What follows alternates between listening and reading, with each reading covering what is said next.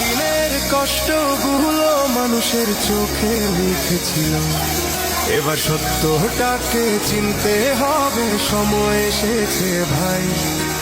দাড়ি পাল্লা ছাড়া এবার মাপার উপায় নাই। নৌকা ধানের শীষ লঙ্গল দেখা শেষ, দাড়ি পাল্লা এবার গর্বে বাংলাদেশ।